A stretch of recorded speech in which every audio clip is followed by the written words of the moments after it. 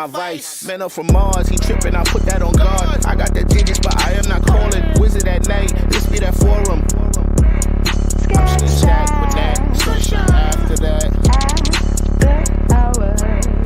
Shooting Stack with that. Sunshine after that. So yeah, you know, I had a conversation with her, but it's like the signals is always crossed. I mean, like, I say yes, cause she asked me to say yes. And then she's like, I didn't want you to say yes. I wanted you to understood that a yes was required to answer the question. I was like, what?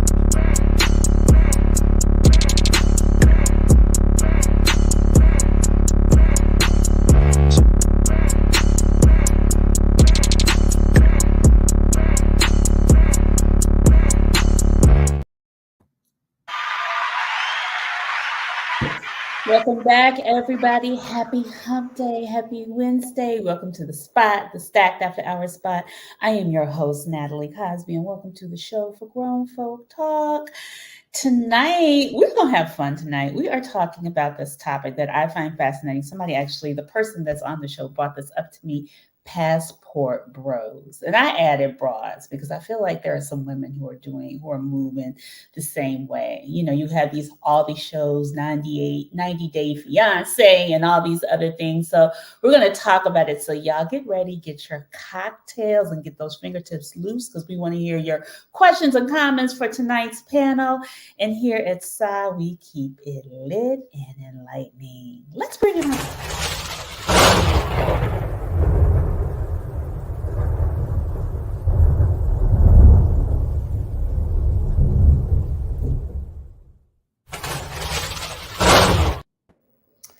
Oh, we have some new faces, some old faces. Welcoming back to our show, our brother, our traveler. He's an avid traveler. I don't know. I'm going to call him a pseudo. He's a passport gentleman instead of a bro. Mr. Brandon Scott, welcome back. Welcome back. Good evening. Good evening. Good evening, everyone. Good evening. And we also have his boy, his frat. He's new to the show, Mr. Antoine Ellis. Hello, Antoine. He's an avid traveler as well. And then I'm so excited because we have our first radio personality, Lord have mercy, Mrs. Tamara G from 101 Point Life FM in Miami. She has her morning show. Welcome to the show, girl. Thank you very much. So happy to be here. Thank you. Thank you. And of course, my lovely, beautiful host, Anthea, aka Sunshine Jeffrey. So, yeah, there she goes. With her glitter, of course. So Tamara, we kind of started talking about this whole topic. You were just like, girl, I'm going to talk passport bros. And I was like, what the hell? Can we please define what a passport bro is, or broad, but right. So in a broad sense of the word, it is a brother who travels internationally, basically to date or to live abroad for a limited amount of time. I actually have a friend. He has been going to Thailand for the last 6 or 7 years, and he goes 2 and 3 months at a time. Now, of course, he's retired, has a good pension, because he was a good government worker. And so he can go over there, and he says it costs him like, $1,500 a month, $2,000 a month. So I just wanted to know what was the attraction with him being a passport bro.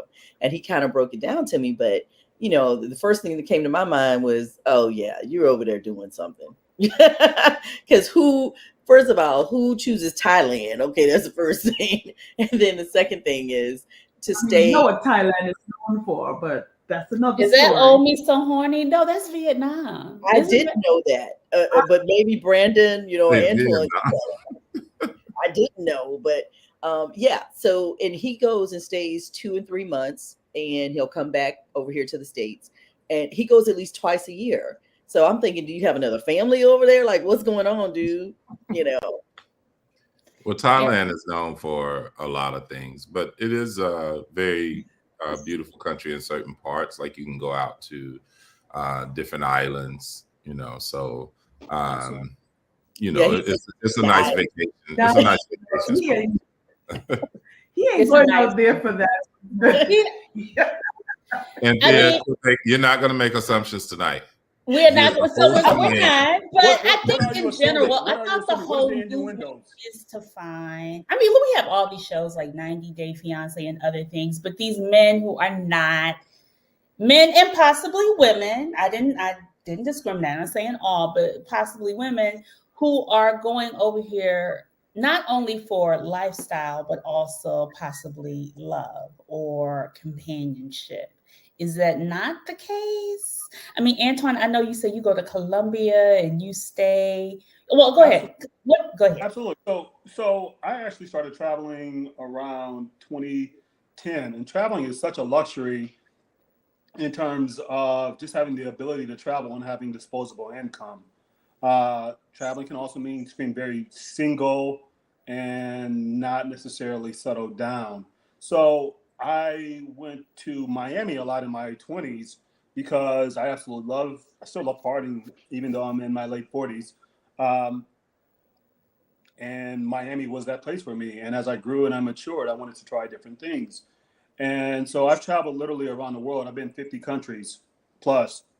And Colombia was just one that just reminded me of being back in Miami in my 20s. So I speak Spanish. I have developed immense friendships, great friendships. I know the country, and so it's one of my places to go. Whether I'm seeking just to recharge my battery, get stressed, I'm stressed out in America, or whatever may have you. So when I hear that term passport bros, it sounds kind of cheesy and corny, and it lumps all men that travel for one destination in just a single group. But it just sounds corny and cheesy. I mean, I know that women may do the same thing. They may go to New Orleans. They may go to whatever festival that we may have in the States. And men may do the same thing too. But you can't lump everyone in the same box, is what I like to say. Okay, so we're not gonna lump everybody in the same box, but I yeah, get I it. I get mean, it. But when people hear those words, Thailand, Colombia, Dominican Republic, Brazil, especially Brazil. brothers. I think Yeah, I hear a lot those are trigger words too, right? I mean, if you want to have sex, you can go have sex in West Atlanta if you really want to that bad, right? Sex is here in Atlanta if you're just looking for it. right. I know, but is it? I thought so. From what I understood, I thought it was more of you get to experience women of other cultures Okay. whose idea of around femininity, they're more feminine than us. They're more compliant than us. They're more willing to do certain things as long as you're able. I'm not going to say it's transactional, Mm-hmm. but Oh, say it. okay. No, go ahead and say it. I'm not sure about the transactional part. I mean, you can do that here in Atlanta if you want to do that. If you want to do that in another country, it's very much so. A lot of relationships are somewhat transactional. You're in Atlanta, that relationship is transactional. You're going to dinner for $150. That's transactional, right? And you might spend $150 and it could be a miserable time. But that has been a transactional situation. You go to Colombia and your dollar stretches further, and you can still meet the same woman that you meet in Atlanta, and she wants to go to dinner, and that's still a horrible experience. So it all depends on the individual person. But that's not $150 in Colombia. You can spend $150 in Colombia very eeasily. Very easily. Going to islands, going to parties. You live in freaking Cristal and everything there. So no, they have some really nice. And I don't know about Colombia, so I can't say that. But I just Cartagena is not cheap. Cartagena is what Miami used to be 10 years ago. So you can easily spend. I'm a foodie, so I will buy a bottle of wine. Like I said, I have friends. I have expats from the United States that live in Colombia as well, and we just have a great bond. So I like being around fellas and cracking jokes. So there's no move. There is some kind of movement with brothers going to Brazil, DR, Colombia. It may not be you, Antoine, but I feel like there is a movement for brothers. I have heard this over and over again. I hear that, and I think of that term, and I ask myself, is that a new term, or have we as Black men have always done that? And you have to look at some of the statistics too. In our situation, we have a 47% divorce rate. We have one of the lowest marriage rates in the United States. So there's a disconnect between our community with both men and women. And I think social media has made it somewhat worse. And the new term passport bras, I think that's almost one of the ways, specifically for Black men, to be kind of degraded a little bit when we use that term, right? He does not want to be with me because he's a passport bruh, or he's doing this, that, and the third, when he may not just want to be with you because you're a horrible person and things like that. So, and there's a disconnect between us as Black men and Black women. I think social media has allowed us to really display some of our victories, which are traveling. Once again, you have disposable income. So there may be a reason why I may not want to go with you as a person, because I think you're a horrible person to travel with, or I would just prefer to be by myself. So passport bras, I think, is one of those slights, one of those digs at us as Black men to a certain degree. Do you have men that are out there wilding out and doing this, that, and the third? Absolutely. Do you have men that are just traveling and getting culture, and people get fixated on just certain countries? I could tell you that I've been to South Africa, I've been to Egypt, I've been to Greece, but as soon as these people hear I've been to Colombia, that's the only thing they can focus on. Well, I guess my question is just like, is there, and Brandon, maybe this for everyone, like, is there a particular, there's a reason why we kind of, is there like a different stress level or different experience when you do have maybe some kind of relationship abroad? Like, is there an ease to it versus when you're here? And, you know, are you able, the fact that your dollar may go a little bit further allows you to experience things a little bit differently? Well, I think it's a couple of things. Like, I understand Antoine's point too. Don't loop everybody into the same thing. But you have to be honest. When we heard this years ago, like, this is not, honestly, it's not new. Men were going to DR and going to Colombia. And when you heard about it, when I heard about it in my early 30s, like almost 20 years ago, that's what I assumed they were going for, was to, you know, have multiple sexual escapades with women at a low cost. And that's what it was talked about, is that these things were going on. Now, I think that as time has progressed and we've, like to Antoine's point, become more cultured and we're older now, it can look different. You can actually go there and think about living and having different experiences, creating friendships and that type of thing, which Antoine has done in his situation. Now, when you date over there or date abroad, obviously it's a difference because it's a cultural difference. And everyone globally looks at the United States as like the place to be, like a money pot. And they're going to naturally assume you have, you know, excess income or money because, number one, you traveled there, you know, so they're going to naturally assume that about you, whether you have it like that or not. And so their expectation, and I think, you know, to some men, it diminishes who they are, makes them feel less. If you use the term transactional or whatever, and you can relate it to, you know, you paying for dates and stuff in the United States too. But to your point, Natalie, I see where you're staying. Like, they are expecting something from you, whether it's send some money for this or send some money for that. And you do it just as you would a woman in the United States. Like, you know, she necessarily got to ask you to pay for something or do something for her. If you wanted to do something kind or nice for someone you were dating, as a man, you would just do it, whether it was a purse she was looking at or shoes or take her on a trip or something like that. So obviously, if you're dating a woman abroad, you're going to send her something. It doesn't have to be a set monthly stipend unless, you know, that's what y'all have created. But yeah, that expectation that you would do something for her is there, just as it would be in any relationship. And I wouldn't say that it's easier because they like to know where you're at and what you're doing in the States too. They want to FaceTime you and, you know, who are your friends and all of that. And especially if it's a situation where they don't have access to come visit you in the U.S. So you are in control of when y'all see each other and what that communication looks like. I have a question. Have you guys been to these triggers, these places that trigger you guys, in such as Brazil, Colombia. And, I'm not triggered. Some triggered. These I am not triggered. These passport bro countries, right? Have you guys been to these places? I've been to the DR. I've been to the DR. Yeah. Okay. And I have, so what my friend told me, and I'm just going to call him Nick, that we're going to call him Nick tonight. What Nick said was that he is treated like a king in Thailand for I think he told me like $1,500 a month. So he has somebody that comes in and cleans every day. He has somebody that cooks every day. I don't know what else she's doing every day, but she's doing that, if she does do massages or does, rubs his feet or whatever. But what he also told me was it was kind of a relief from being in the US, how he's treated as a Black man here. Mm-hmm. I mean, but he used the words. You can get someone from Thailand in the US to do the same thing, right? I'm sorry? He can get someone from Thailand in the US to do the same thing. I mean, if being in Thailand is his thing, that's fine. Yeah, I have no issues with that.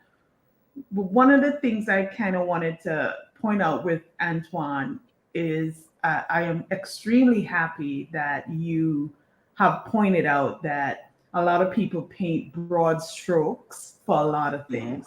So I'm happy that you're standing up for yourself and making sure that everyone knows that it's not everyone that goes to these places are doing what people are thinking that they're doing. So good for you for that.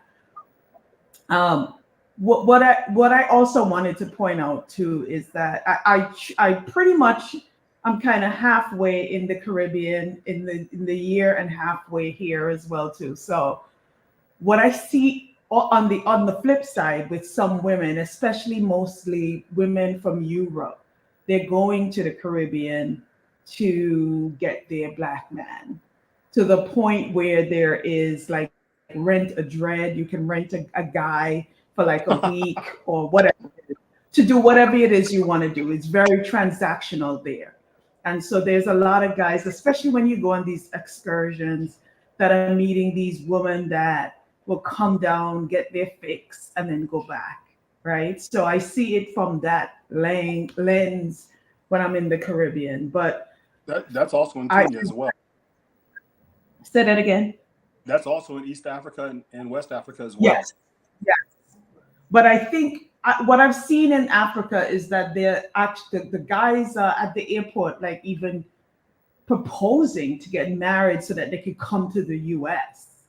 The guys in the Caribbean don't want to leave. They're like, you guys come, I'll give you what you need, pay me, and then go back to wherever you are. They're not trying to come to the US really. But I wanted to just also point out one other thing, Natalie, trust me, I'm sorry. I do have an ex actually that goes to the DR now. And that's exactly what he goes for, what Tamara was explaining. He goes for the sex, the fact that 9 times out of 10, you're not going to run into that person anywhere in the US. 9 times out of 10, that you're going to get sex, you're going to get food, you're going to get well taken care of. You're going to get somebody that don't even speak English, so you can tell her whatever it is you want to tell her, and then just so it's just like very transactional. So can we let's take the transactional out of it. I want to talk about the emotional stance of actually what is going on because Antoine, have you been in a relationship when you were living in Colombia? Yeah, I had a girlfriend when I was in Colombia. Okay. And, so I do want to like what are the contrasts versus when you are here versus when you are there? All right, so because I think that's actually some of it too. Absolutely, that we're not really talking about. So I am very pro-Black. So I want to always connect with my sisters, and there's a lot of Afro-Colombians. Colombia, where I go, Cartagena, is a slave port city, and it's very cultural. So one of the things I'm always doing is stare and compare and contrast. Even within the United States, we see that there's different sisters doing different things in different cities. I live in Atlanta, which is a very Black chocolate city where sisters are doing great. So I would say the women here in Atlanta are more aggressive in terms of career, in terms of they're more financially stable. They are more likely to own a home. As in Colombia, you're dealing with women. They start off very young too, and they may have kids. They may still be living with their parents. The average income is $1,500 a month. So there is some level of, we need help. And in America, you may help that individual person, but in Colombia, you may have to help their family, just depending on that particular situation. There's a difference in terms of culture, in terms of expectation. Once again, I do speak Spanish, so that language barrier is not a factor. What is your expectation, Antoine, when you go down there and you get in this relationship? That's a bad question. That's a bad question for me. I have no expectation. I just live and I just enjoy life. So you're just taking the moment. You're just going with the moment. Whatever. So also, once again, you have to look at the bigger picture. Why am I there? I am there to sit and relax. If I can travel as much as I can, and once again, it's not those passport broad countries, I'm going to travel as much as I can. If Delta has to sell for $1 to go to South Africa, I'm on it. But hold on. Is Colombia one of those countries that you continue to go back to because you enjoy it and you stay longer than most, right? I do. So there isn't so that's what culturally, right? Mm-hmm. Now I'm not trying to pick. I'm just really trying to understand the experience of what you are getting when you. So the woman that you were in a relationship with. Or I don't know if you're still in a relationship, but the relationship that you had with her, what was that experience and what was the difference versus when you were, go ahead. It was first and foremost, it was a cultural exchange. I got to understand what Colombia was like looking through the lens of a beautiful woman. I tend to like being around women. It's really awkward to go, once again, I live in Atlanta, so in Atlanta, you're not going up to guys and starting a friendship with them. You'll get very bad results doing that. So I tend to always make conversation with women, and it's not always for quote unquote sex. We happen to get along, and we definitely worked on a lot of different things in terms of developing a friendship. What's the difference? I mean, it's like I said, money is always a factor, no matter where you go, if you're in the States or if you're overseas. Some of the cultural differences is I'm always going to be a foreigner in their eyes. I'm never going to be a Colombian. So it's okay for them to lie to a gringo. They know, they can tell by my clothes, the way I walk. They can tell by the things that I have, quote unquote, I have money. And it's always going to be a 4-to-1 in terms of the dollar. So I'm always there's never going to be a point where I'm going to get something $100 for my birthday. It just doesn't work that way. So it's a cultural experience. You learn, if you have another experience, if you go to South Africa and you meet a woman, which I have, and it was never about sex. It was just, you show me the culture, you show me South Africa. I tend to study 10, 12 hours a day, 10, 12 hours before I go somewhere, not 10, 12 hours a day. That's tend to study about that country before I go there. And I want to know, I have a lot of questions, and I like to know from their point of view what some of these questions are, and they provide me a cultural experience. So I really enjoy that. It's very multicultural in Miami. You could just come back to Miami. You could choose. Miami is $25 a drink.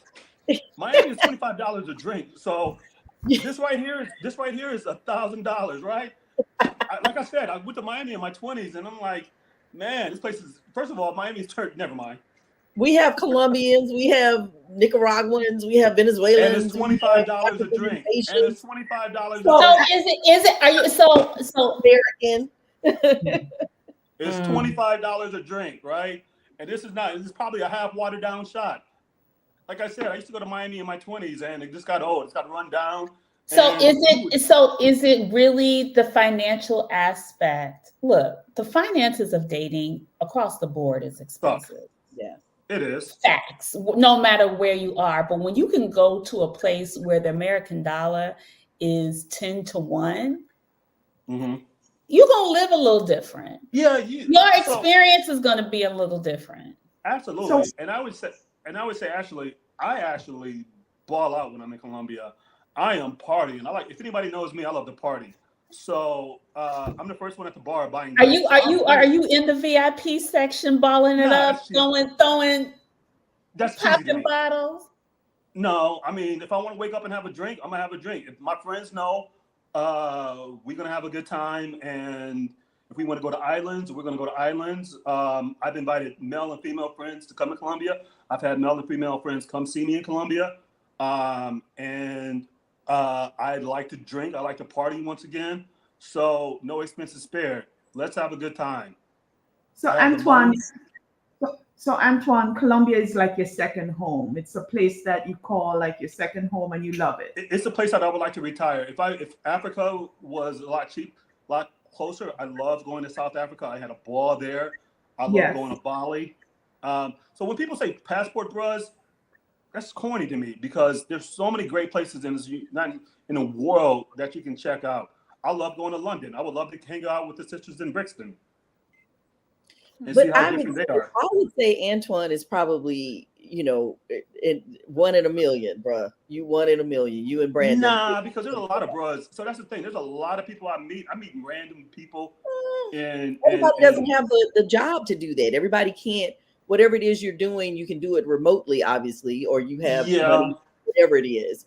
But so here's the thing too. I meet brothers on the beach. I met two brothers. Last time I was in Colombia was in around Christmas time, and just having a random conversation. One was a dean of law at Howard, and another one had a thriving personal injury practice here. And us just talking, smoking cigars, and just random conversations that I probably would not strike up with a black man here in Atlanta. But having those conversations, I see a lot of people starting businesses because the economy in Colombia is booming.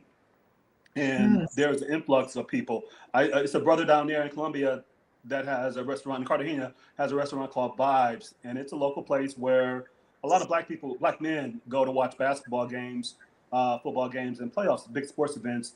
And there's often business being talked about in terms of we like to open up this type of store, imports and exports. So once again, I see brothers doing all kinds of things. So go ahead. No, go ahead. Let me see brothers doing all kinds of things and trying to lump them all together in one situation. So we're not lumping them, okay. But we are trying to understand. We really are trying to understand. Let me give you something, Natalie. Go ahead. So, because I see the confused look on you, you ladies. Again, it is different type of brothers, right? Exactly. And I can say this, because you say, okay, what is the difference with Antoine and Brandon or whatever? I think that men that have not struggled with women in the U.S., struggled dating, struggled, dealing with women in the U.S., it doesn't become this thing for them to, it's fascination. It's fascination to be a passport bro. If you are a man that, number one, maybe hanging out and, conversation and that whole art of the chase and, whatever has not been good for you in the States, or that's just not your thing, going abroad makes it a lot easier because you're going to be chased.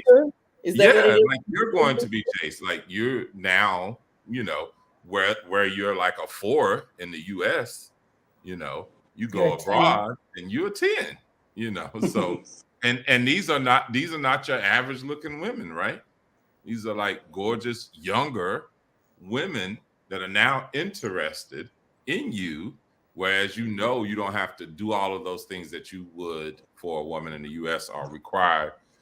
She's not going to require certain things from you there because she doesn't have a full understanding of what it is in the U.S.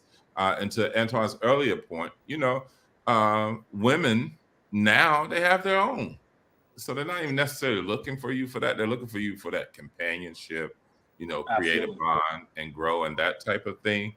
So if you're a man and you're still not ready for that, and you're, early 40s, early 50s, hell, whatever age. Early 60s.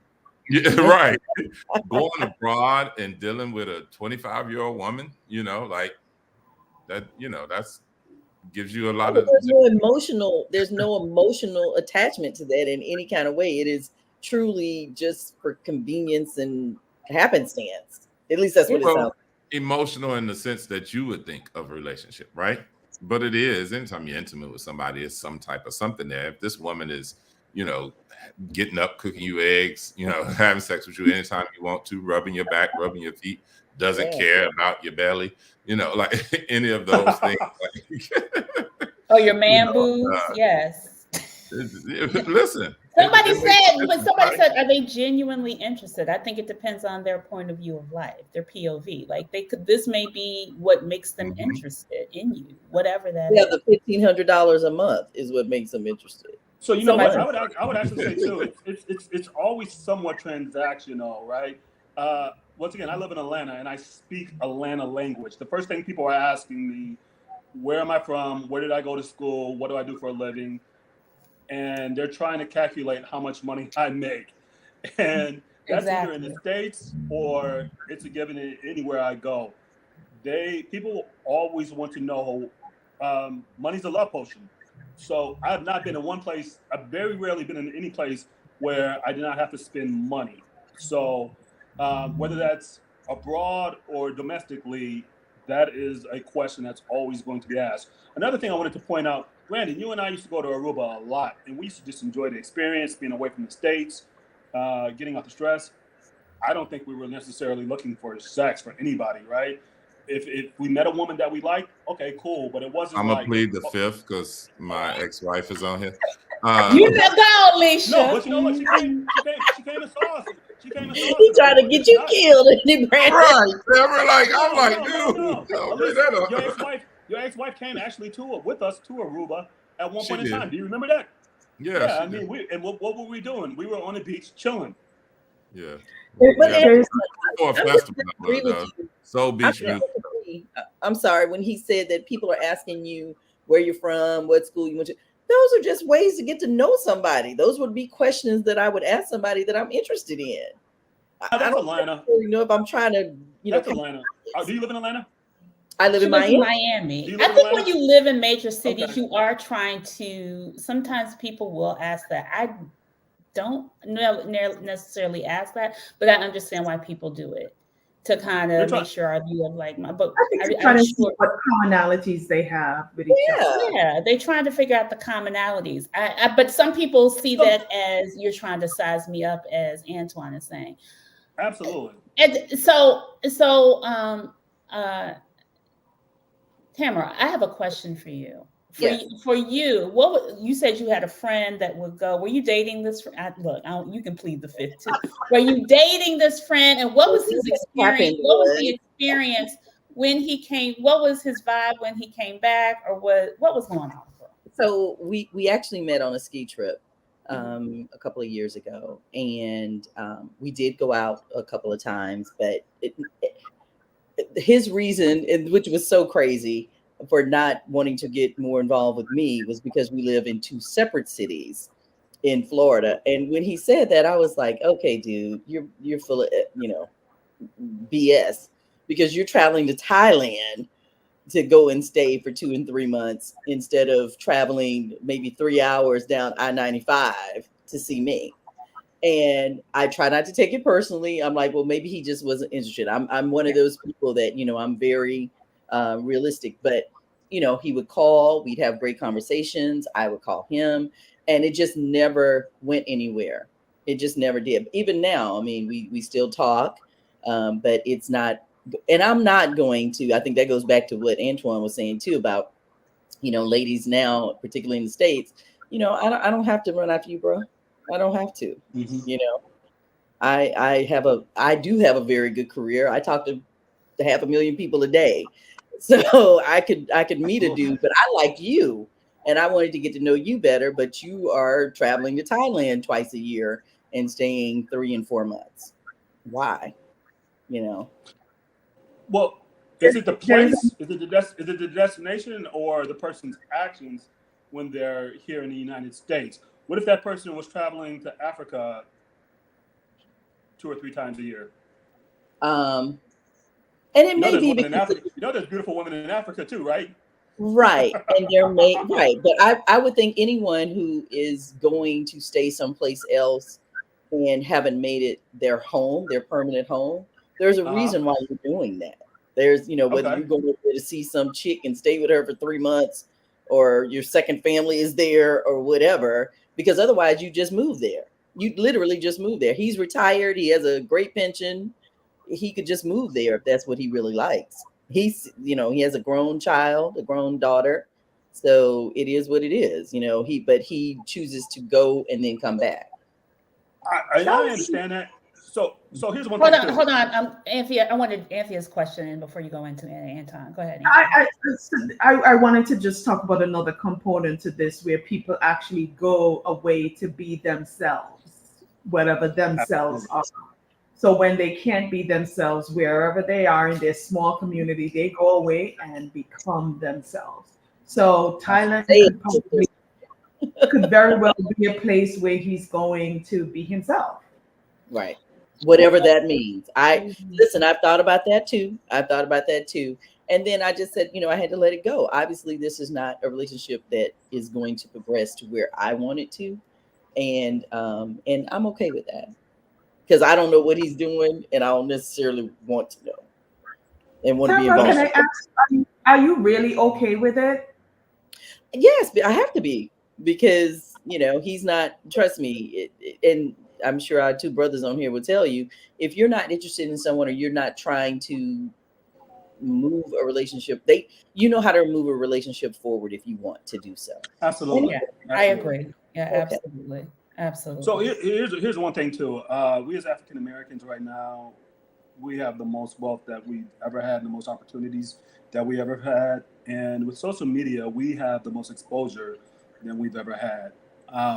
People may get caught up on one destination and the passport bras, but I want to go live in Ghana for 3 months.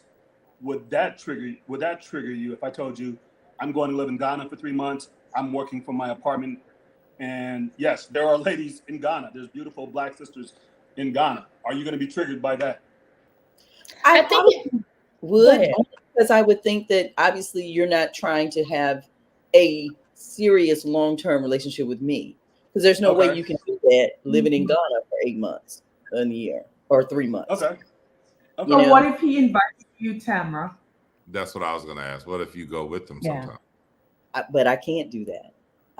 My career is still going to. So you're restrained, but he's not restrained. Right. I'm restrained because I'm still working. I'm trying to get my pension. Right. See, y'all just in two different situations in life. Yeah, you can't. Right. Like, why would you stop him from going and still not work it out with him? Like, y'all, if y'all relationship is strong, it would be okay for those 3 months as long as the communication was still there. You figured out, how to work that out. And maybe the 3 months while he was there, you came for a week, or you came for 2 weeks. Absolutely. I think she did say something very clear. They live 3 hours away, and he does not come.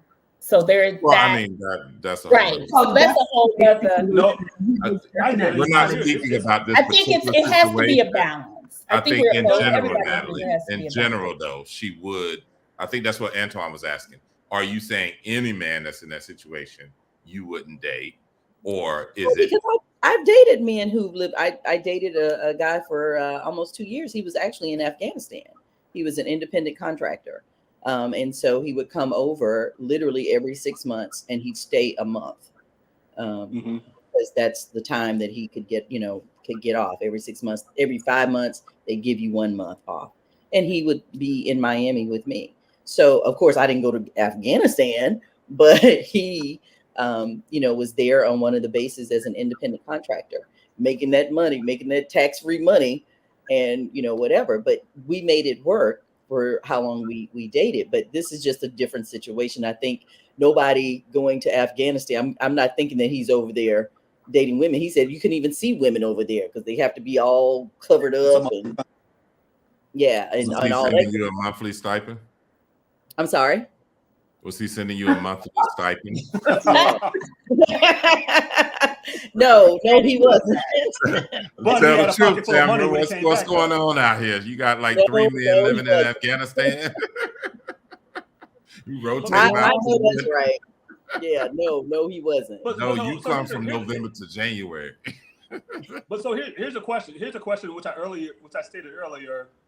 I think once again, I hate that term passport bros, because it has such a wide range where if this man is not doing what I want him to do and he's going traveling, I'm going to assume the worst from this person, and I'm going to paint this broad stroke. And people don't necessarily look at accountability.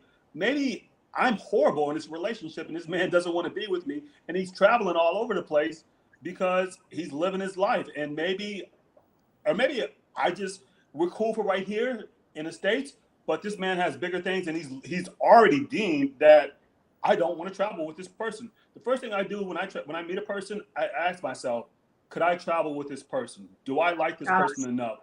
Yeah. Will we get into fights? Yeah. But that sounds like communication. That sounds like huge. Talk. I think right. That's something I'm thinking about within the first 5 minutes when I meet a person. Absolutely. Yeah. Right. So Antoine, I think you're definitely talking about commonalities and understanding, even if y'all are compatible, right? Absolutely. But I think the other thing, so let's talk about the brothers who do that. And if you do know folks who are moving in that way, whereas Tamara, you said you feel like that's what's going on with your friend. Absolutely. Somewhat, right? I'm not going to, because he's not on here, I don't want to speak for him. But it's so funny. When I think about it, and Anthea is an avid Anthea watches 90 Day Fiance, which I feel like is a passport bro and a passport broad show. So when we think about it, it is some kind of, and I'm not talking about the people who are quiet moves, but I do feel like there is an avid movement. I remember, I guess, when the whole brothers were going to Brazil and getting women and having basically establishing wives, or women who even go and actually stay for months with their rent-a-dread, as Anthea said. There is something that allows folks, I outside of the monetary, the ease, I don't know if it's the ease of the relationship, the fact that it's less stressful, are you in control? Those factors, to me, I don't know what it is, but that's what I'm trying to understand. Like I said, the psychological, emotional aspect of it that is really hard to develop in the States. For some, not all, but for some. I think there's a misunderstanding. Women are women, men are men. And no matter where you go, it initially may start out differently, but it's always going to get to the core element that a woman is a woman and a man is a man. One question I also want to ask is people that say, this guy is not for me because he's traveling and he's doing these things and he's all over the place. Why is he not pleased with you? Why are you not pleasing him that he doesn't have to do these things that you're accusing him of doing if he is doing these things? But only he would be able to do that, because as a relationship, I'm feeling like I'm doing everything. Okay. Yeah, like the common root cause. If like a woman tell me that she's dated 3 passport bros, I'm thinking to myself, all 3 of these men don't know each other, but the common factor is you. So what's going on with you, and why are these men deciding that they would rather go travel than be with you? Where's their accountability? I don't know if it's them deciding that. No, but I'm saying the common factor. I'm saying the common factor. If a woman says she's dated 3 passport bros, who's the common factor? These men don't know each other. Hopefully they don't. I'm a driver license. Or I like that. I'm a driver's license, bro. He'll drive. Right, there you go. He's a truck driver. We'll come back to that, Antoine. Tamara, you can think on that. What I was going to say to your point, Natalie, I dated this woman one time. Her dad ordered his wife from Thailand. And she literally it's like websites and services that can do this for you. He was an older Black man. Had divorced her mom, and this is what he wanted. So she came to the States, lived with him for years, and then ended up becoming his hospice wife, like that thing I sent y'all the other day. Yes, right, taking care of him, absolutely. Taking care of you, like you want somebody to take care of you when you get older. Like if you're not with your wife or whoever. So he ordered her. She came to the States, lived with him for 20 years. Obviously, he got older. He grew older, got sick, and she literally took everything from his family, his grandchildren, anybody getting anything. She came here, educated herself, but she played that I don't know anything role. She was Eddie. I want half. That's so terrible. I'm sorry.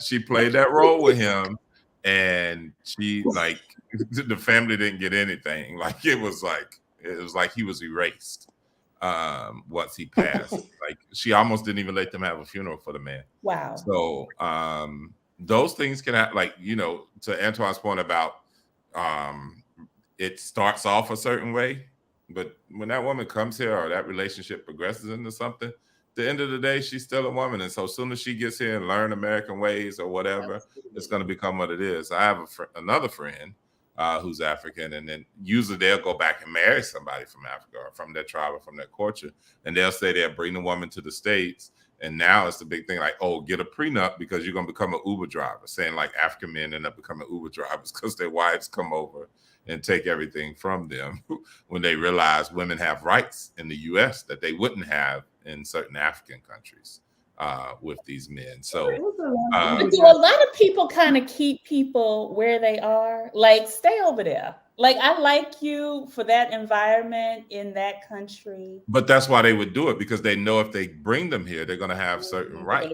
once they get in the United States.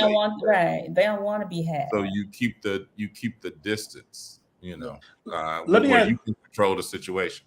Yeah. Let me ask you guys this question. I'm going to make this very delicate because I don't want to offend people. You ask it how you want to ask it. It's going to be offensive. It's going to be offensive. So would you guys date African men, West African men?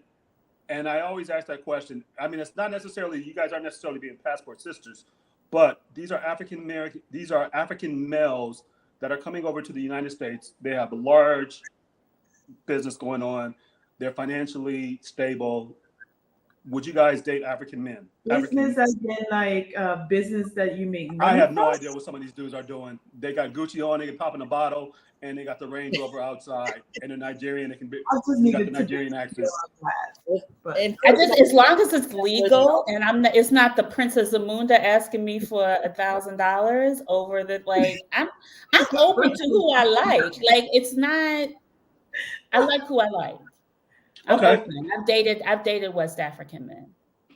And I have not. But the other thing too is any men that are in a certain age group now, where would we find these guys? And somebody please tell me. And I feel like the type of job that I have, I meet so many different people in so many different arenas. But finding men to date in 2024 is not easy. Over 50, being 50 plus. So, Tamara, are you eliminating? Like, what are you eliminating by? Oh, you're probably eliminating like a big chunk of men. Why you're not finding them? Don't even get me started on that, Sunshine.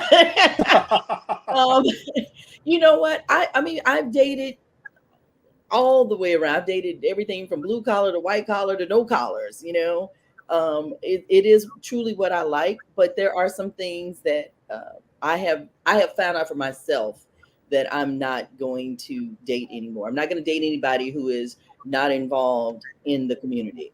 I'm in many different organizations and I'm always giving back.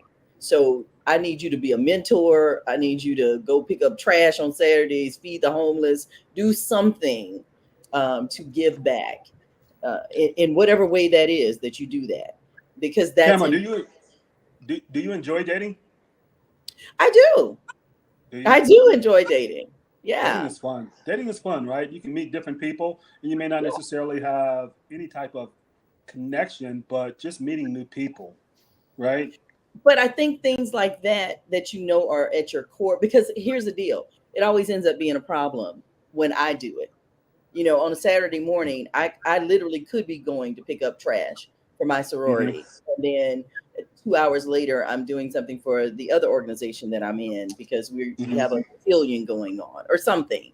So it always ends up being a problem that I'm always involved in things, but you aren't. And then you don't want to go. Tamara, could you skip picking up trash if you had a man to lay in bed with on Saturday morning? Skip picking up the trash and let somebody else pick up the trash. Maybe like picking up trash. And sleep in late. I pick it up because my sorority, we're picking up trash this Saturday morning. You know, we got to. Yeah, but that's not every Saturday. So that's one Saturday out of the month. I wonder where Anthea was going with that, because I was about to become Dr. Umar, because I think she was trying to go Dr. Umar. No, maybe she would find a man more attractive if he picked up trash with her together. Or maybe do some other do some activity. I understand. I think what she's saying is that a man involved and in the community and volunteering is something that appeals to her and her but ethos. Sometimes you can meet somebody that don't do that, but educate them on why it's so necessary and helpful. Then maybe he would start doing it with you. Absolutely. Two things. Men at this age are who they are at this age. They're not going to change. Some people will change. And, some people may need a catalyst. Some people on the weekends want to sit in bed and their back is hurting. They worked all week and they just want some time off. So it just all depends on what your vibe is.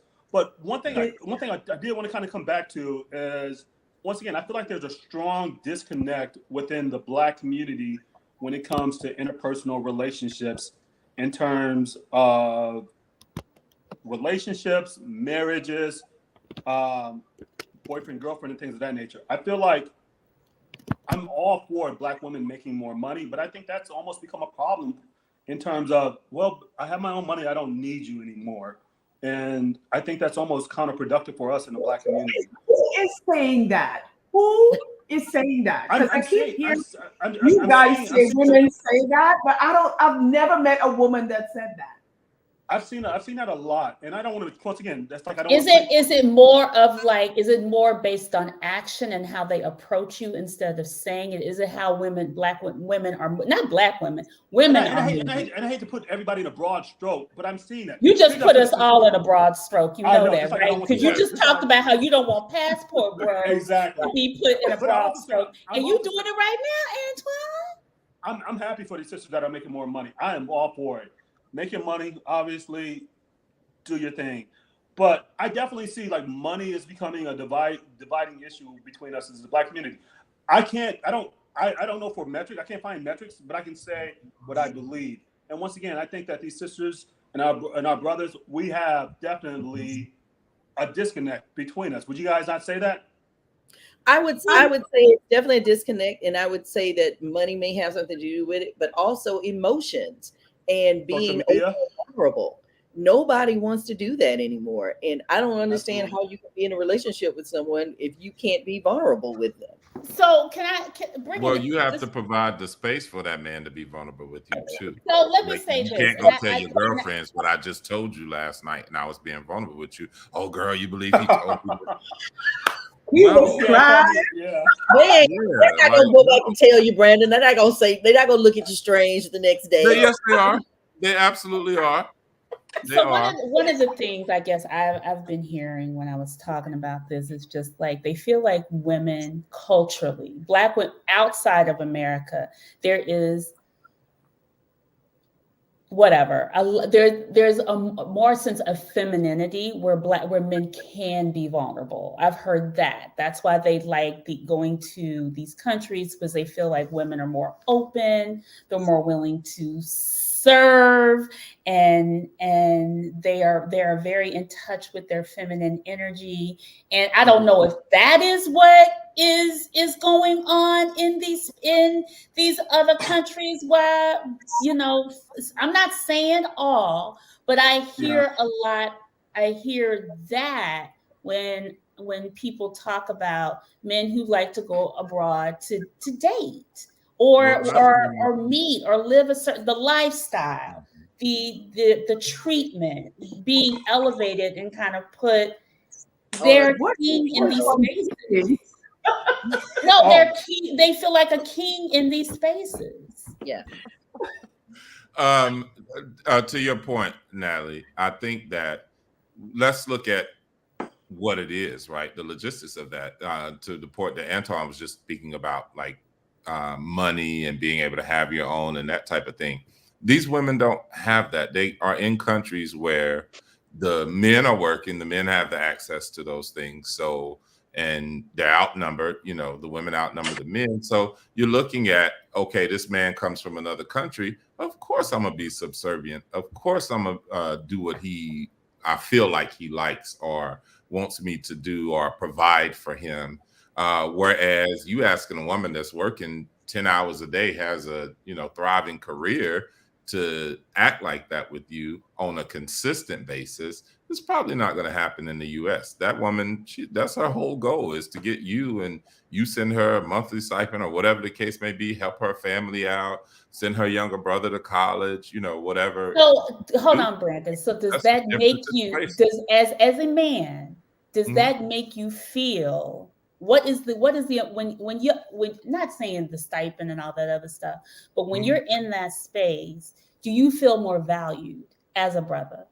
Yeah, and that would be the case in the US too. If you can do something like you want to feel valued by your woman in the US too. Yeah. You want to feel like she needs you for something. And I think that's the point. Tamara, you were talking about this earlier. Like, a man needs that feeling. He needs to feel like I can provide something for you other than the penis. Well, my brother wants to go to college too. My brother wants to go to college. Can you help him?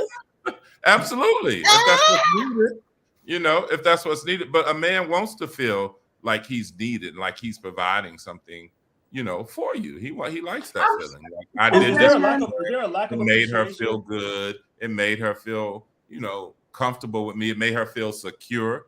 Like, a man wants to make you feel that way, whether it's here, whether it's with some woman abroad, like whatever that is. If he's a man, that's his goal. So I'm not painting a broad strokes, and don't jump down my throat, but do you think the men that feel like their money stretches a little further in these places have some control issues or maybe some insecurities that because the women are out earning them in the US, that they feel like there's no control? All men have some insecurities and control issues. Let's just put it that way. So I'll paint that with a broad stroke. We all have some insecurities and some control issues to a certain degree. We can handle it different and respect ourselves differently in those situations. But, you can paint that broad stroke. That's just the truth.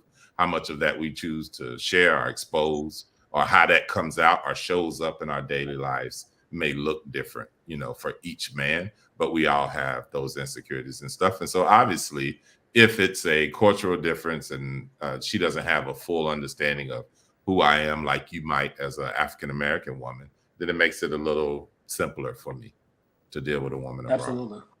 Yeah. So here's also a point I kind of want to make too.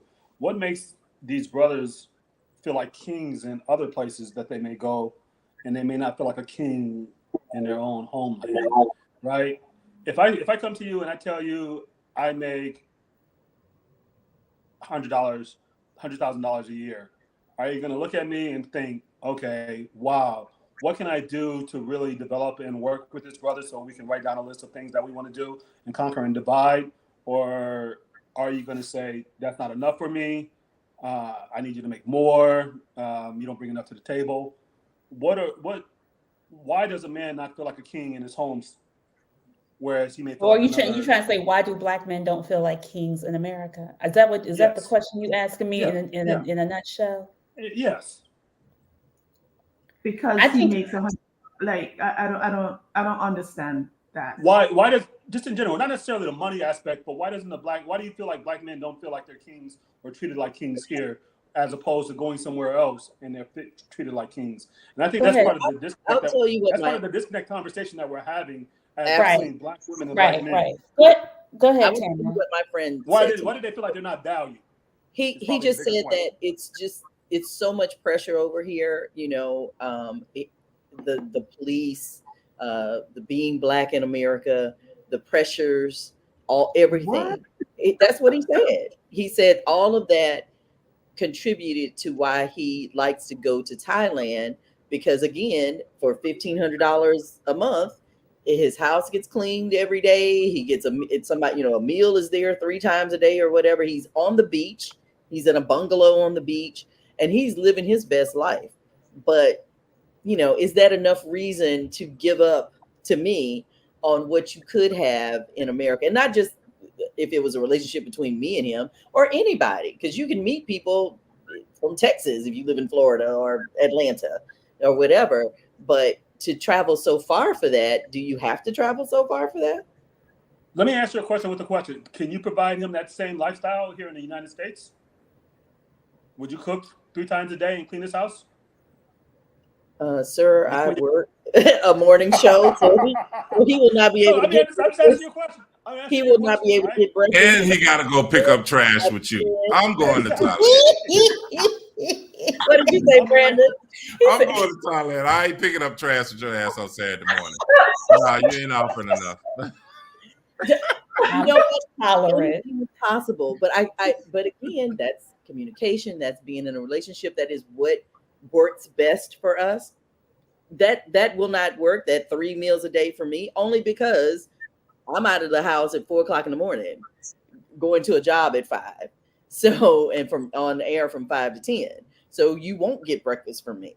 You may get lunch, dinner, but you know what I'm saying? It's just a matter of.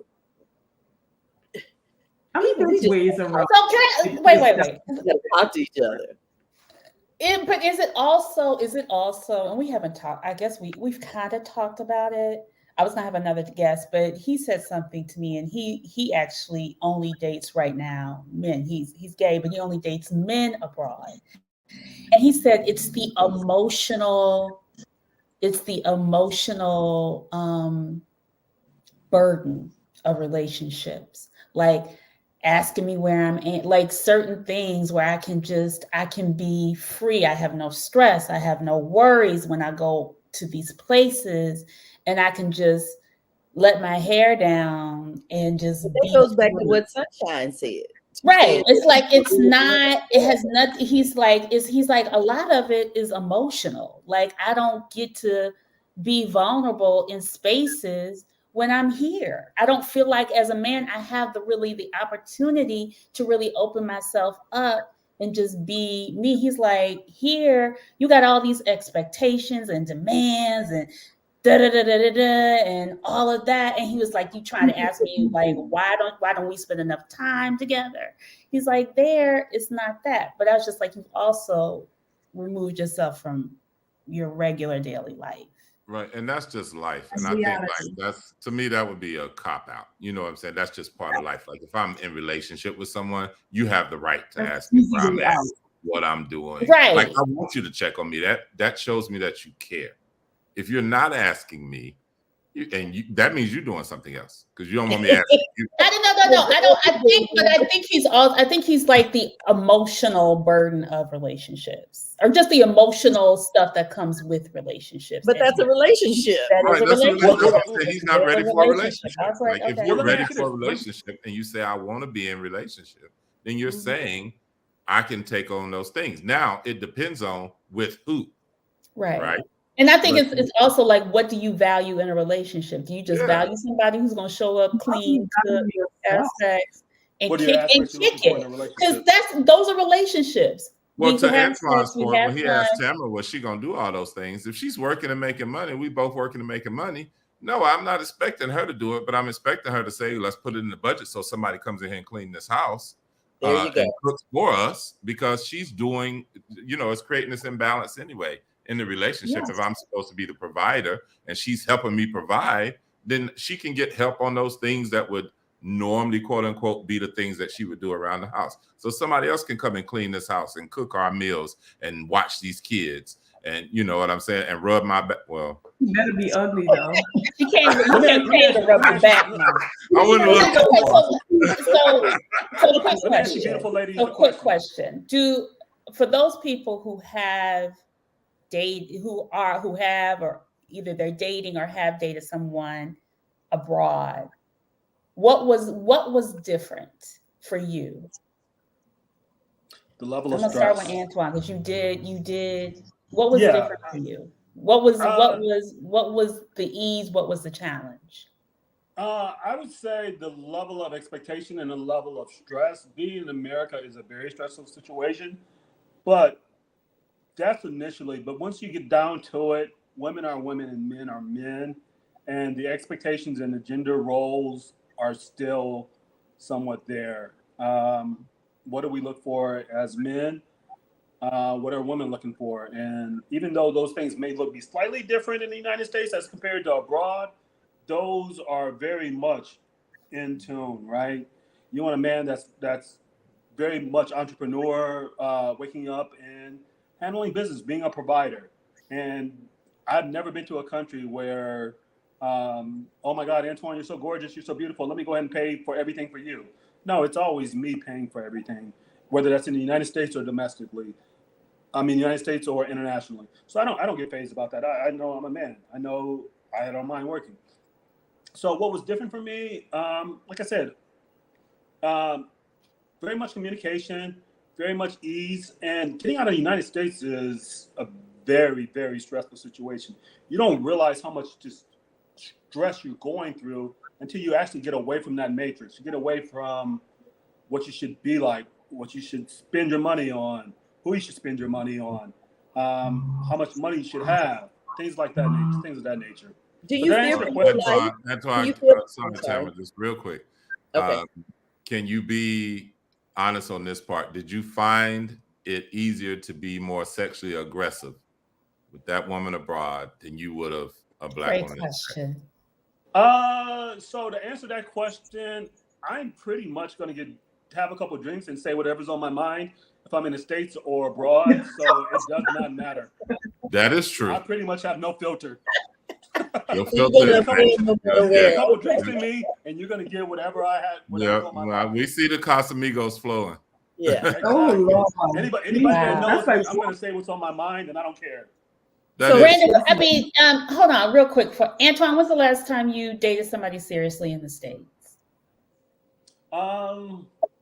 Define dating. You know what I mean, Negro. Stop playing.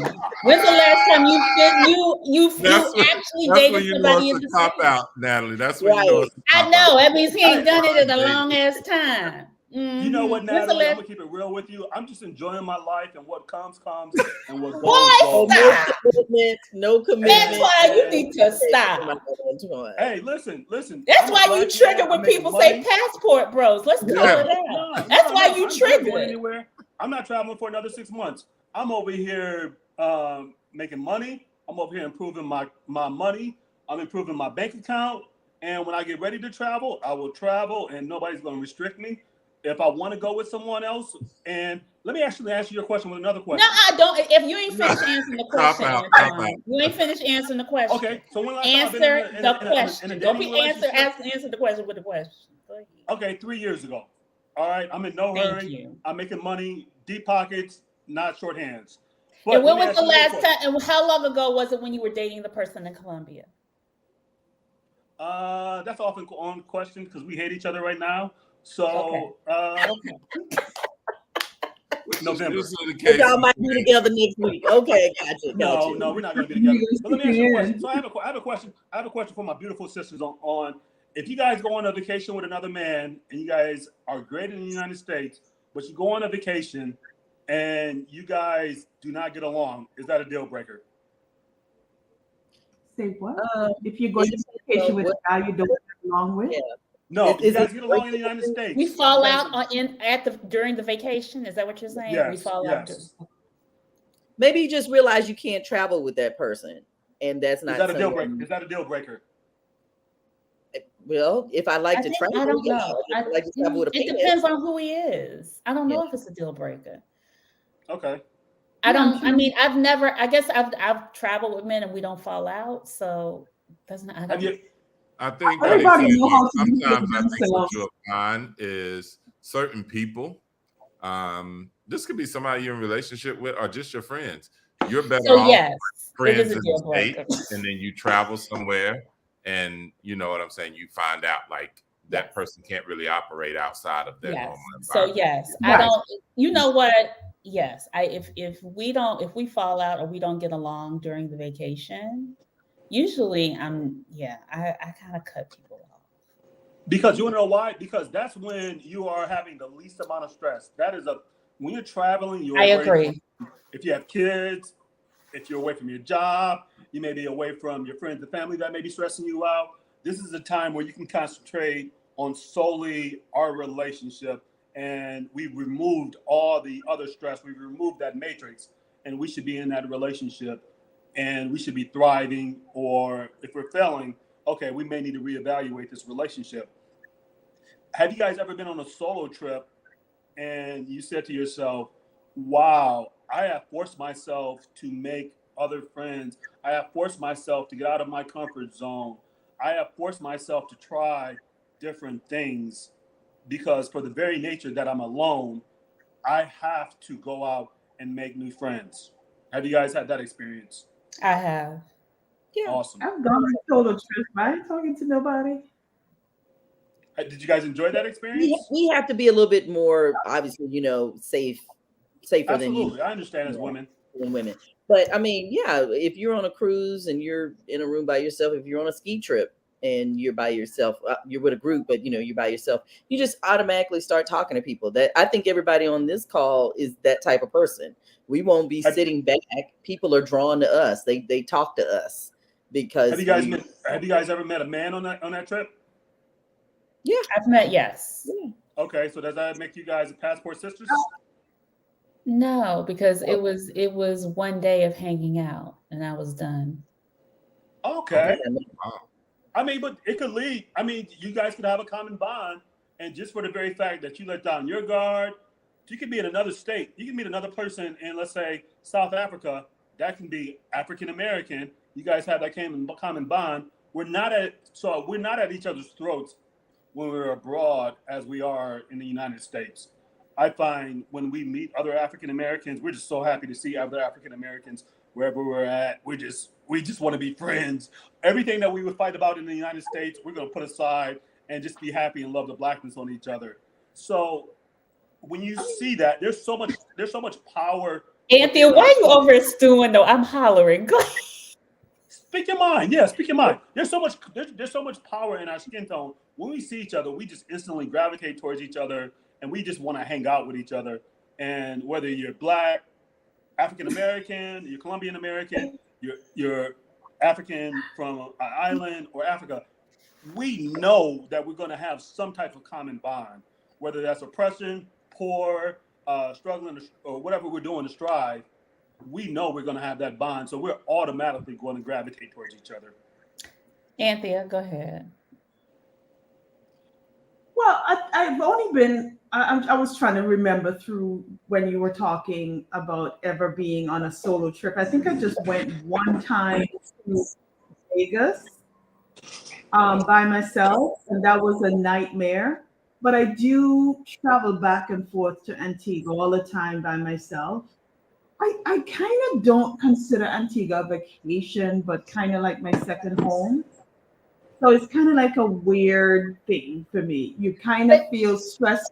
I feel stress-free there, but I also have other stresses that I deal with. So how would you feel if I was if I was dating you and you wanted to go to Antigua by yourself, and I was so insecure, I said, baby, you can't go to Antigua because I'm insecure in our relationship. Antoine, you constantly in trouble because you ain't sinning and you just doing everything. Right. And then you breaking all the rules you don't even know what I can see your right arm. Please, Jack Black Jesus fix Antoine. Antoine cannot fix the camera. He is on the second bottle. No, the other way. Yeah. Yes. Right there. I am not moving. I'm right here. Right there. Now that the show is almost over. Now that the show is almost over. Thank you, Antoine, this has been you the whole show. This was you the whole show, Antoine. I wanted to go back and answer something that was asked earlier about how was it when we were together, because I dated the guy from Afghanistan. And well, he was a Black man in Afghanistan, but when he came over, everything was good. We wanted to cherish that month. that he was there. And then the one time he came over, he actually ended up having some health issues, and they wouldn't let him back in Afghanistan. So he ended up staying with me for 6 months, and doing doctors. Did that break out up? That wasn't what broke us up. No, that wasn't what broke us up. No, he was sick before he came. No. He ended up having like a heart murmur or something. Oh, and that don't develop overnight. Right. No. When you are an independent contractor, and because you're going into one of those countries, they do like all these different testing. He had to do a whole bunch of tests before you can even be considered for a contractor. And I think your that's liability.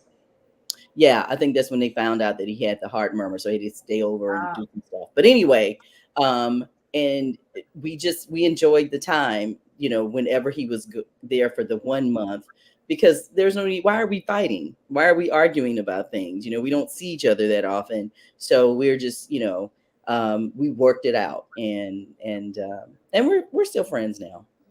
Could he be considered almost a passport, bro? He could not, because he was over there working. No, like in verse. He comes to the States to be with you for a couple months, and then he goes back to Afghanistan. It could be, I guess. I mean, but he was over there working. And so that really what you worked in the United States reverse. So here's the deal. Here's what made us break up, because he was supposed to stop working. He had been over there for 8 years as an independent contractor, and he had said that he, was trying to come back, and he wanted to come back. And then he was like, well, I'm thinking I might do another year, because they offered him, so much more of a bonus. And I was like, no. So I'm trying to make sure I say this correctly. He was chasing money, and you wanted more time with him. And so you said no. I said no, right? Because originally when we first started dating, he had said, give him a year and a half. And he'd have his money straight, and whatever. And for the people who are watching, these are folks that are making over 6 figures, and it's all tax free. They're not paying for anything, like the housing, everything is paid for. He didn't have any type of bills. So did he spoil you? Did he spoil you when you came to the States? Did he spoil you when you came back to the States? Oh yeah, we had a great time. Yeah, so but he's a passport, bro. No, he wasn't really, because I wanted him to take care of some things, because again, you're stacking your money. You're supposed to be stacking your money. But when he decided that he was going to stay another year, that's when I was like, well, I'm out. Okay. It sounds like he did you a favor, because outside of passport or whatever you want to call it, he had some heart issues. So you could have probably been like a nurse. He would have been like the video Brandon sent. And Thea, you are wrong as hell. Like the hospice, you would have been the hospice wife. He's doing fine. You're wrong as hell, and Thea. Like that we as black people have all kind of ailments that go on with us: high blood pressure, diabetes, tension. Hell, at this age, it's almost a factor. How many pills are you taking a damn day? That's what you really want to know. You got life insurance and just drinking water. Yeah, Tamara, I'm gonna say, I think you were wrong, Tamara. I think that that man told you a year and a half because he felt like you would fall in love with him in a year and a half, even though he knew he planned on doing that for longer to get his money correct. I think you had an expectation of him as to not just the timing, what he was doing with his money, what that getting your money correct looked like. And I think that more so than him going over there was your issue, is that he did not seem to be sticking to what he was going to do as far as handling his business with his finances. And it bothered you, and you didn't see a future in that. Oh my God. You hit the nail on. When he told me he spent $900 on cigars, I was like, for a month. I was like, what? Who does that? Right. That bothers you. $1,000 on cigar monthly, not. But that's his passion. But that's his stress reliever, boo. Tamara. That ain't pimping if you got it. But the issue is if she felt like it was causing an issue, problem with him handling other things he needed to handle. Right. And you told me that you weren't a smoker, but really you are a smoker. Yeah. An occasional cigar is totally different from smoking in one every night. You're a smoker. I don't care what anybody says. You're a smoker. Tamara, I would say that every man has some type of bad habits, and I would say every woman has a bad habit as well. I mean, think about it. If I judge you, I don't know you as well, but what if you have a $900 shopping habit? But I want to ask you a question. So what if your son was dating a woman and they got very serious? If you had a son, maybe you had a brother, and he said, you know what, I'm not ready to settle down. I would rather go ahead and pursue this money and strike while the iron is hot. I know that this relationship, it may be here, it may not be, but I know that this opportunity may not always be there. So let me go ahead and go with the guaranteed thing of going with this money as opposed to going with this relationship. How would you feel if that was your brother or your son that was in that position and that chose the money over that relationship? I would not be happy with that because I also feel like people should be able to compartmentalize and do both. I don't think it's either or type kind of thing. And it's what you put your energy into. It's what you want to do. So Geeson 83 said he had no money or a home. LOL. Geeson. He came back to live with you. Because he had no place to live because he spent all his money on them cigars. Listen, he grabbed his chest. He was like, I can't go back 6 months. He actually did go back and he did 2 more years. We're just messing with you, Tampa. That's all. Yeah. No, but you're a good woman to take care of a man for 6 months, and that ain't your husband. No. That ain't, whatever commitment to do that. That's a good woman. And that's what I love about Black women and why I would never date anybody but a Black woman. Just that connection. Yeah. We as African American men and African American women, we understand the struggle and we understand how hard it is to be successful in this country, where that is one of the most positive things that we can have in terms of dating in our own race. People don't understand that. If I went to another country and I told them Black Lives Matter, they would not understand what the hell I was talking about. But if I said that to a black sister, they would understand and we would have commonality between us. But sometimes you feel like, let me say this, I'm not going to say all, but I feel like sometimes what I'm feeling sometimes with us is sometimes we feel like Black love doesn't matter. Don't perpetuate that narrative. I'm not perpetuating it, but sometimes I feel like it's the vibe that we are constantly. We don't respect it enough. We don't. So that's why when we say Black love, I feel like Black love is on a struggle bus every day because I feel like it's always something. But that's what everybody is talking about on the internet and everywhere else. So it's so embedded in our brains, just like, we were niggas forever. Like it's so embedded in our brain that we start to believe it. It's not true. I don't believe it's true, if we want love and we want relationship, I don't think we'd have any problem finding it. It is the expectations and stipulations that we go. Just like I just said to Tamara, if she was okay with that man spending $900 on cigars a month, they'd be together right now. He'd be smoking a cigar in her backyard while she's sitting on here with us. Yeah. And that's true. So it ain't that. It's these stipulations that we have. And we say, I'm not dealing with this. I'm not dealing with that. I'm not putting up with that. I don't want a woman that does that. I don't want no man that does this. So it's not about the Black love. Black love is there and it exists. And people find it, but they don't put all these stipulations on it. Quit saying all this stuff you will and won't take from a man, but then you'll go sleep with a married man. I'm confused. Is it really preach, brother, preach. I have seen more people in more toxic relationships. And when I use the word toxic, I mean from the way that they talk to each other, the way that they speak to each other. If you're in a relationship with me, you speak to me in loving tones. We can argue and we can have a discussion without you calling me out my name and yelling and screaming and throwing stuff. And I just don't even understand that. Yeah, because my goal ain't to ever tear you down and make you feel less than, even if I disagree with you. I can disagree with you and I don't have to destroy you. So does passport bros, is that almost a referendum on us as black men? You are really triggered, Antoine. It's so triggered. You are triggered. I'm triggered. Really. It's giving triggered though. No, the bigger picture I'm trying to make is I think there's a divide between us as black people and when it comes to relationships, and is passport bros, is whatever other things that we can think of to divide ourselves, are we utilizing that?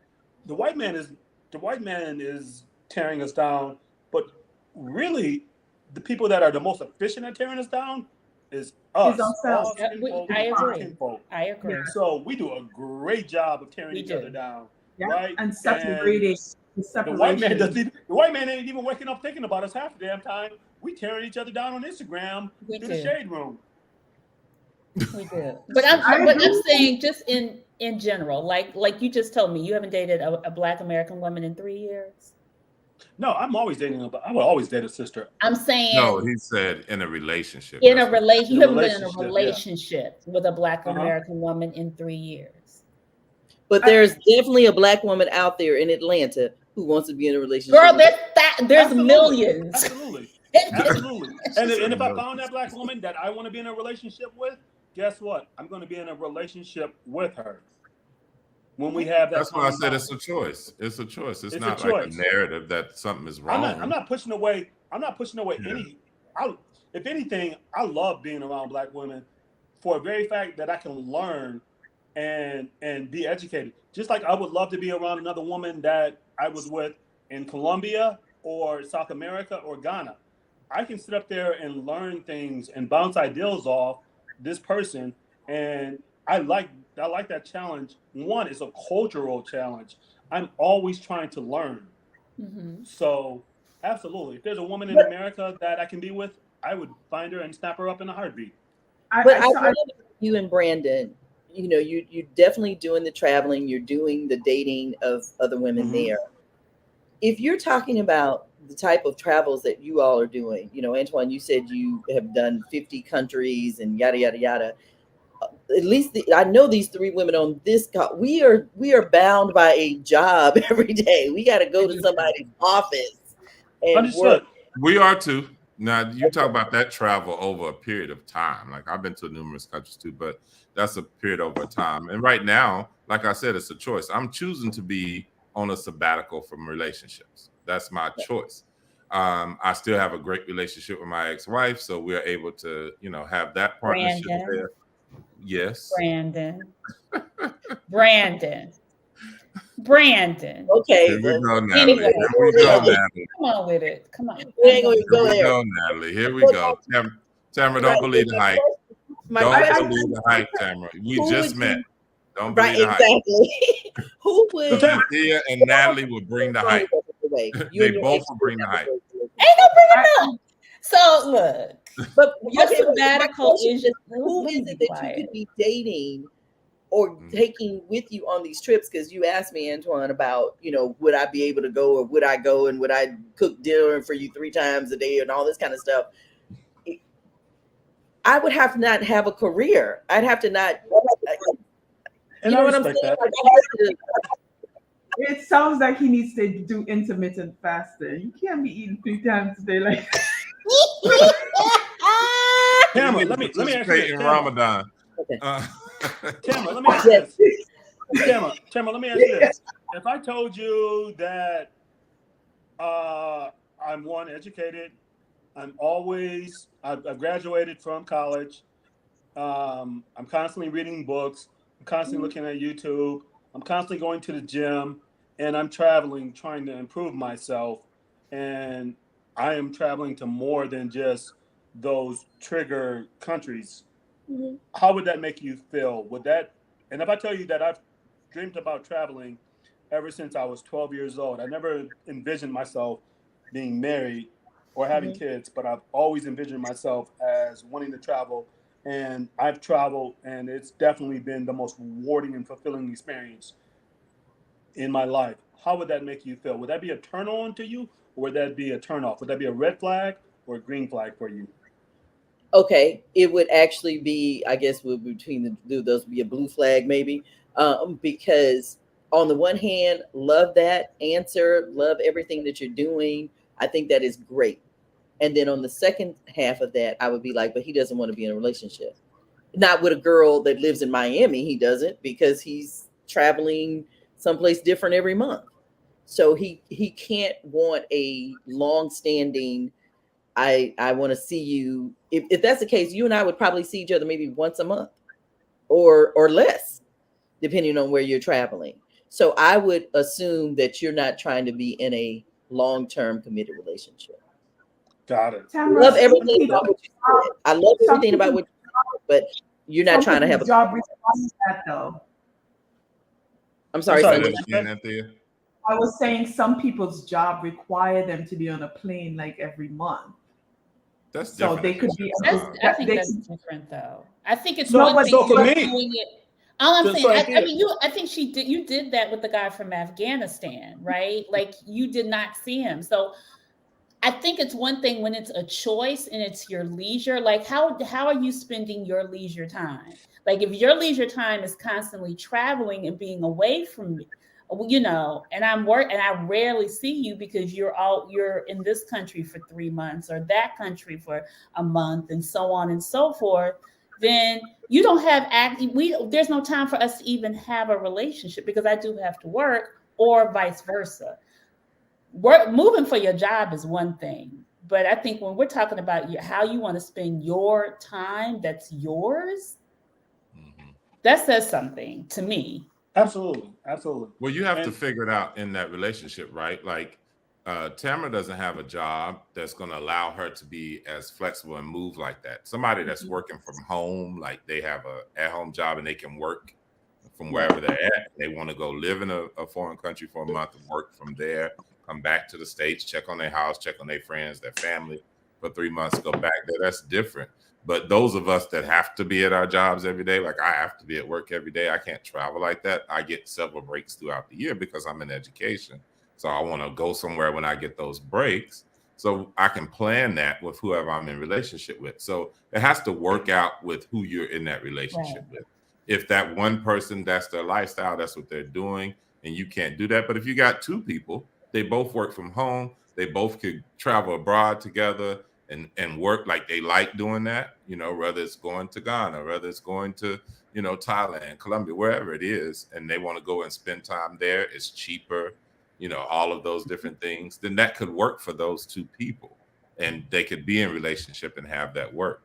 But to just say, I'm choosing to be apart from you because this is what I like to spend my time doing, I think is what Tamara is saying. That's not going to work. Like you should want to spend time and be around the person as much as possible that you're in relationship with. I also want to simply add, Antoine, that I think passport bros do not only pertain to Black men. They don't. I don't know. I don't know if that would make me feel a little bit better. It doesn't because we only. It doesn't because girl, he's still triggered. Look at him. Every time he hears that word, send him a T-shirt. Send him a T-shirt that says "Passport Bro." He gets triggered. So let me ask you a question. So if I travel, let's say I've been traveling since I was 14, and I've always traveled, and I've traveled solo since I was in my late 20s. If I've told you that this is what I do and this is my way of, quote unquote, taking that American stress off, taking that stress off as being a Black man, how would that make you feel if I say, baby, we're good, I love you, we're in a solid relationship, but the walls are closing in on me and I want to go travel for a month? I may not, I'm loyal in this relationship. I don't necessarily need another woman. I just want to get out and maybe go clear my head. How would that make you feel? I appreciate the honesty. I do. I appreciate the honesty, but I don't know how I would feel about that either, because does that mean Does that mean that you can't handle the pressures of just everyday life here in Miami/Atlanta, where we're together? And are you gonna always want to get away from things? And most people don't travel alone. You know that, right? Most people travel in either two girlfriends or 10 girlfriends that go someplace. Okay. It's 2 bros or 5 bros going to a bachelor party. So or with your partner. Or with your partner, right? So the fact that you travel alone. In all my years of traveling, I've never seen a man traveling by himself on a plane. And I travel a lot. I've never seen it. I've never ran into like a single man just somewhere. Yeah. Listen. So you didn't have on the right top. I've traveled by myself. I was in first class. I'm sorry. Let me stop. Whoa. Think up to you. No. I've traveled by myself. The pilots were alone. Hold on. Go ahead, Tom. I've traveled all over the world by myself.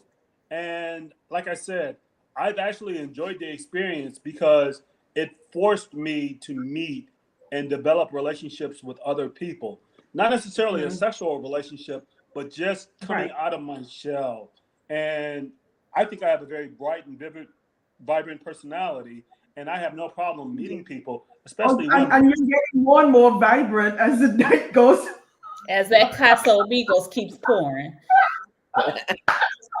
I suggest everybody, this is, what is it saying? Notes of smooth vanilla finish. I love this.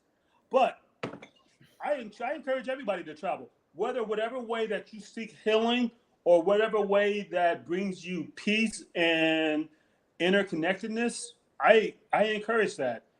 So Antoine, are you open to your partner traveling with you constantly, or is it something that you prefer to do by yourself? I'm open to my partner traveling. I'm open to my partner traveling with me, and I'm open to my partner traveling solo. If I had a woman and she said, you know what, I just want to go find myself and go do yoga in Bali for 2 weeks, I'm all for it because I believe that will strengthen our relationship. I've gone. So once again, you talk about passport, bros. I've gone to Bali and I've done yoga for 2 weeks straight, and I've came back as a different healed person. And my mind was totally different, and I'm ready to deal with a lot of the stress and problems that we have in the United States. So going to somebody said Dexter does yoga too. Awesome, Dexter. So you sending her to Dexter. Dexter may be stretching her out in different ways. Oh Lord. Let me make one point clear. I'm definitely into the ladies. Oh no, he was just I'm not talking. No, I get that. They're not talking. They're talking about you sending your woman by herself. Woman to Valley, yeah. Dexter. If somebody wants to cheat on me, they're going to do it in Atlanta or they're going to do it internationally or domestically. You can't stop what somebody's going to do. Thank you. You can't, but I'm not going to send you into the fire either. But you can't stop what somebody's going to do. So we got a couple more minutes for a little bit. Yeah, I want to say this. I think it's. I mean, you have to be real, Antoine. You're definitely an anomaly. That's not necessarily the norm. We're telling you are. You are. Yeah, you're an anomaly. Some people do travel by themselves, male and female. You see the stories, you see them posting it. They say they go here, they go there.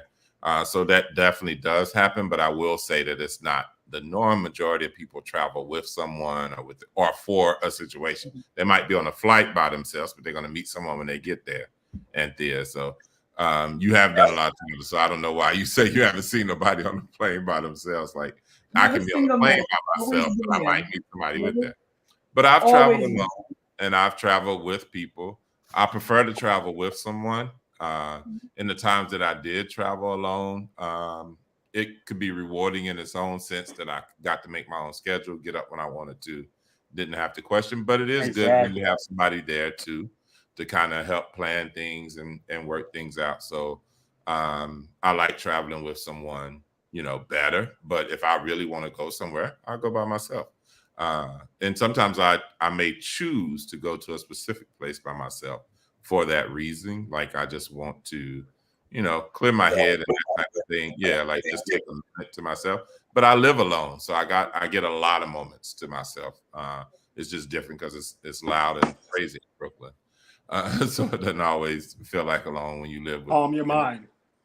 Yeah, with so many people. So I can see both points. I can see that point. But in a relationship, it does be, in all honesty, in a relationship, if someone says they want to go travel somewhere alone, it is going to seem odd or strange. And it's going to bother me. Even though I've done it before myself, if she tells me that, I'm not going to stop her because, that's what she wants to do. But I'm going to tell her, seem a little strange, but you do what you need to do.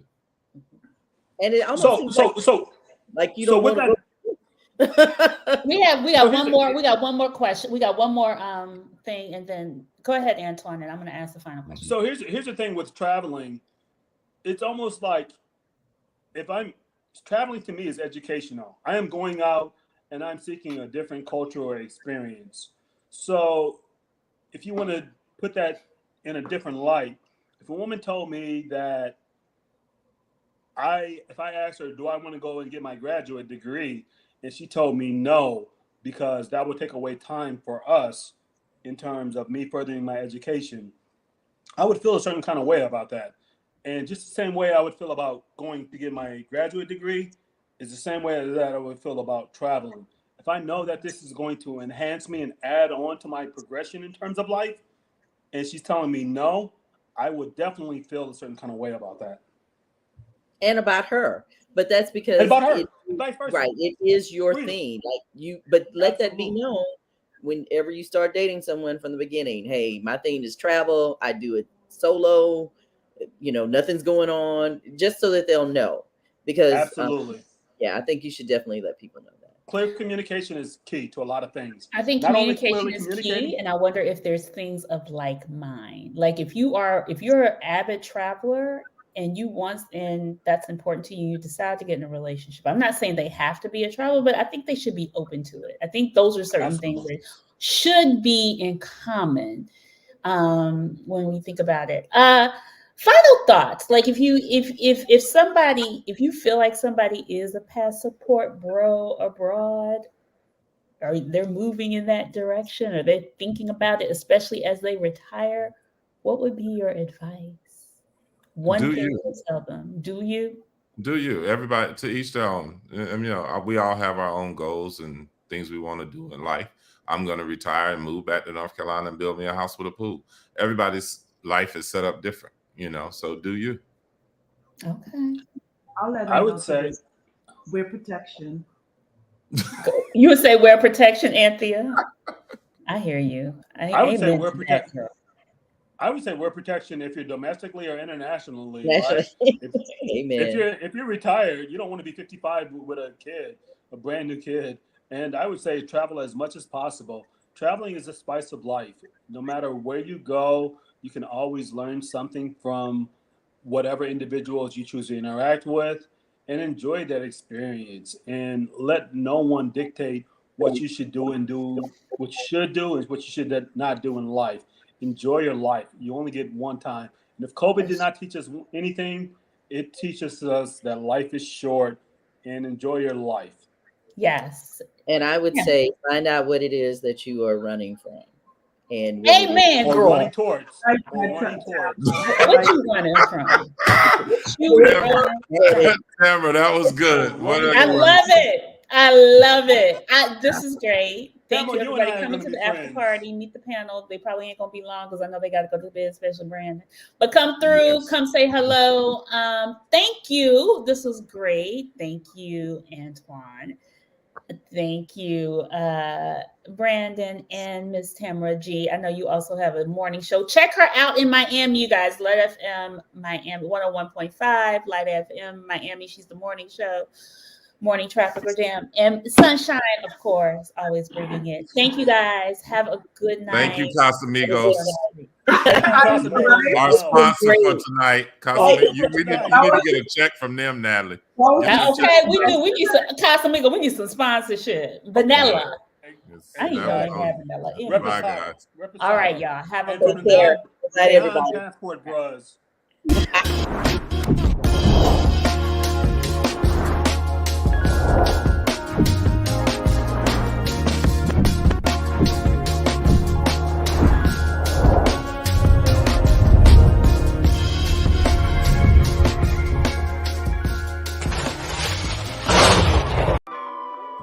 Join Stacked After Hours, The Spot,